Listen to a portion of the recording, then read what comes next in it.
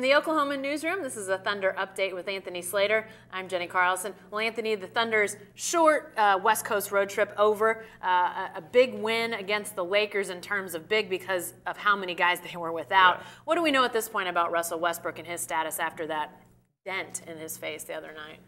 It's not as bad as it originally looked. I guess looked bad. Yeah, it did. Strange things. Yeah. Even on the front page of our paper with the dent in his face.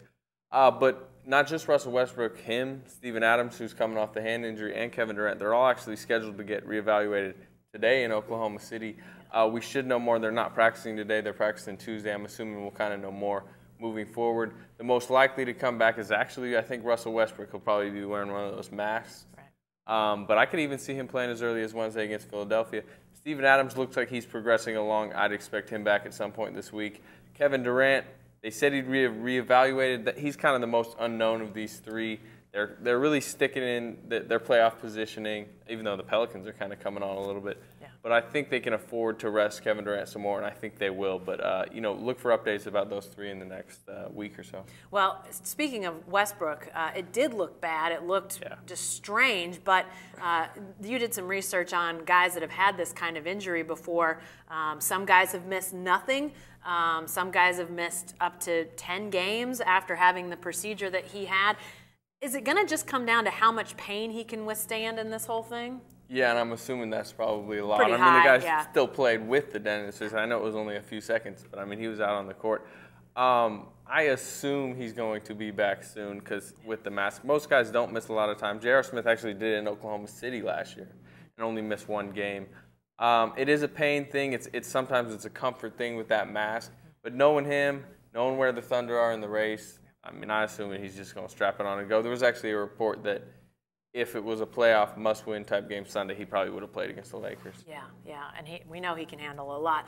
Let's talk about that Lakers game because we got to see a lot of guys that we don't normally get to see. DJ Augustine, prime among them, starting, but Jeremy Lamb having to play significant minutes.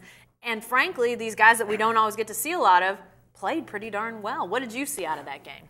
You just saw the improved depth of this team because, I mean, this is the same issue they had earlier in the year where they had guys out, including the two stars, and where they go, I think, 3-12 at one point without the two stars. DJ Augustine, incredible job off the bench, or not, I mean, starting 41 minutes. Jeremy Lamb, though, is the guy we really got to look at. 14 points, I believe, in about 16 minutes. Out of the deep freeze, I mean, he has not played a meaningful game since, I believe, late December. Yeah. So for him to do that was huge. And then Enes Kanter, again, 16 points, 15 rebounds. He's really been a revelation offensively for this team. It was with Westbrook, it was in the pick and roll a lot. Last night, without Westbrook, they went to him more in the post. He scored a few times. He started getting double teams. He showed a nice passing, career-high 5 assists. Yeah. You had to really like what you saw team-wide last night. I know you said, the Lakers. And obviously a lot of people are going to look at that and say, it's the Lakers. They're not a very good team. But in that early going, when they were missing so many guys, they would lose against teams like the Lakers. Didn't happen yesterday.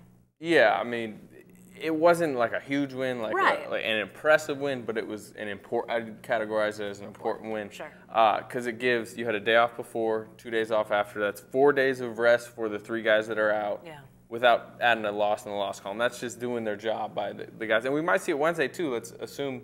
Maybe all 3 of these guys don't play. Maybe it's just Westbrook. You're playing the Sixers at home. Yeah. Regardless of who plays or who doesn't, you should win that game. Right. This kind of break of, two games in between and the Lakers and Sixers, sandwiching it comes at a perfect time to get these guys back healthy for the stretch run. Sixers Wednesday, at the Bulls on Thursday. Yeah. Give us a little advance preview. What are you expecting out of this week? Can the Thunder sweep their games this week? I mean, they better beat the Sixers at home on Wednesday. I mean, we're talking about the worst team in the NBA, a team that's, I mean, the players are trying to win, but the front office is definitely not trying to win. So I'd assume regardless who plays, who doesn't, they should win Wednesday. Thursday, you're probably, going back-to-back in Chicago national TV. You're probably going to need at least Russell Westbrook back, and I would expect him to play that game. So they got a shot. I assume they'll be the underdogs, though.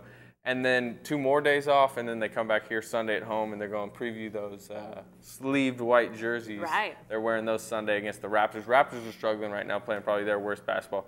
They should win at least 2 of these 3. maybe they can sneak that one out in Chicago. Like you say, though, the biggest wins of this week could be the return of a bunch of these starters. Yeah. We'll see. All right, thanks, Anthony. Be sure to stay with the best coverage team anywhere at newsok.com and every day in the Oklahoman.